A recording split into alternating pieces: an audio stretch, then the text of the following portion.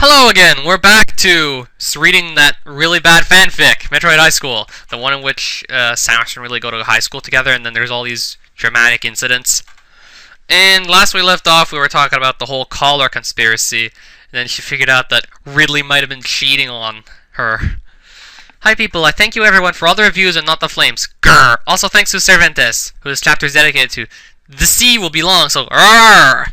Also, I learned some tricks from a poetry conference I went to in Skull, so I spiced things up with words. If you go to Skull, why do you spell this badly? Well, maybe this isn't being tested by your teacher. Yeah. Chapter 5, The Dark Surprise Time.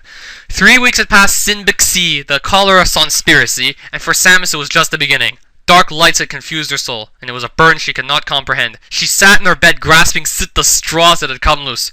Straws that poisoned the water of life. Lightness. Darkness. Samus could not understand the feelings that gripped her apart over the 3 weeks. Forces were turning her away, but it was a force that not could be explained with the words. Grip was squeezing her like a lemon. The real kind. It was like a dream. Only this time it was for real. Fake reality. It sat acting like a chainsaw, and she could not go back to Ridley. Not now. Not like the past. She knew she was still loved, but there was something that was impossible to ever go back. Temporary. Longevity. All of a sudden, Samus screamed. She was losing control over her conscience, and there was a new force rising. It was like Samus, only it was Dark Samus instead. She could barely fight to take over her actions. She was becoming weird.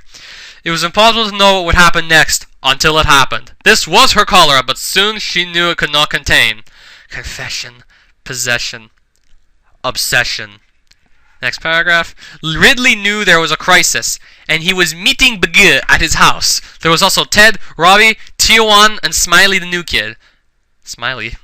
The tension was emergency, and was about to implode. What am I going to do? Detonated Ridley. Dude, calm down, it's all cool, Smiley confirmed. I'm not so sure that's a great sausage, Ted confusingly used vocabulary that not everyone knew. Okay, everyone, we need not to panic and we need to think of a solution, Tiawan dictated. Everyone was quiet and they all thought about the problem. It was quite a conundrum, and there was not a solution that everyone could think of. Samus was not forgiving, and especially she was acting strange like she was becoming dark. Ridley did not like to think about this, and he didn't. Little did he know that there was much more to think than he thought. If I was you, I'd apologize to the girl and say, I'm sorry, Smiley permitted cool. People agree with this, but Ridley was not so cleverly amused. But when would I do? Ridley contended. Tomorrow, everyone consensused, and it was agreed. But little did the meeting know that there was a new darkness on the horizon. Darkness. Next paragraph, yet again, separated by a long line of ones. It was a day at Metroid High School, and things were bright and sunny. It was like the day that Ridley asked out Samus, but it was not that day ago. Ridley was ready to apologize, but something was strange. There was a crowd, and Ridley wanted to see what the commotion was. It turns out there was a new kid. He wore a black cloak with some chains and he had blue hair that was natural. He didn't die.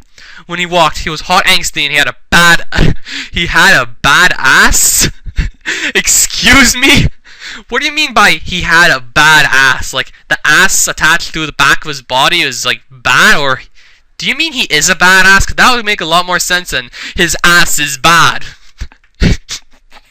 I don't want to go on, but when someone asked him what his name was, he said it was Cervantes, so I don't know.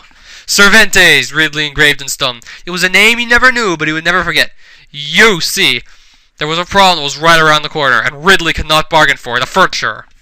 Samus was on a chair, being angsty, and Cervantes thought she was her type. He sat down next to her and began to woo her with his color. Hello, Cervantes began. Hi, returned Samus. You look very beautiful and you're angsty, Cervantes related. I'll see you around. Samus was amazed by this man. He thought he was beautiful and they just met. Was angsty good? No. Yes, no, yes. No, yes. Samus was battling herself and she almost missed the boat. She would think about this later, but not later as she decided.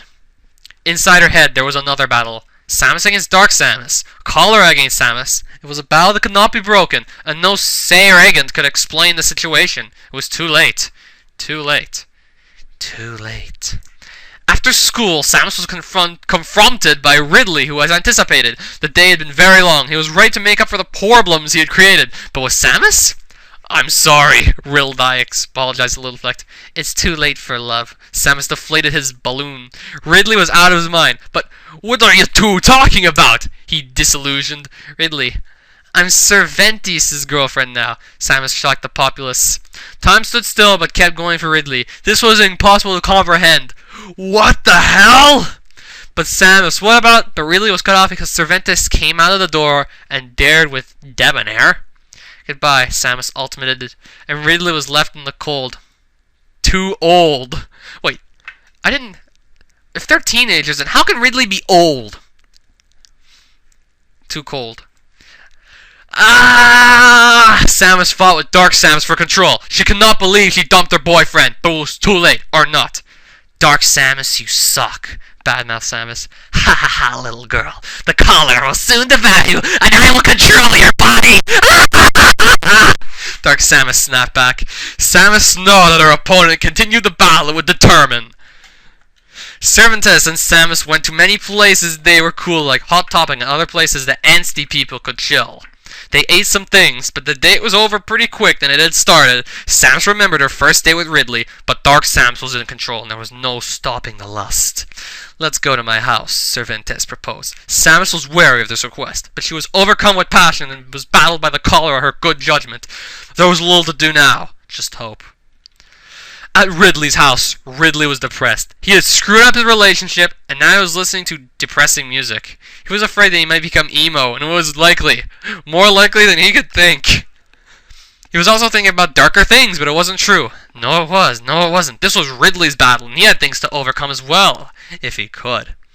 Samus was naked and passionate, just like that long ago. Ugh.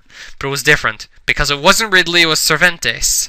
She was exploding in lust, but she kept feeling that it was wrong that Dark Samus was in control. There was little she could do. The day had been a mind blow, and it was only going to get worse from there, she knew. As Samus fell asleep in Cervantes, murky thoughts clouded her mind. Dark, light, Ridley, Cervantes, love, lust, redemption. This chapter was dark but good. Yeah. Except for all these spelling errors, it was still epic to read. But it was pretty long. So yeah, that's it here. That's chapter 5.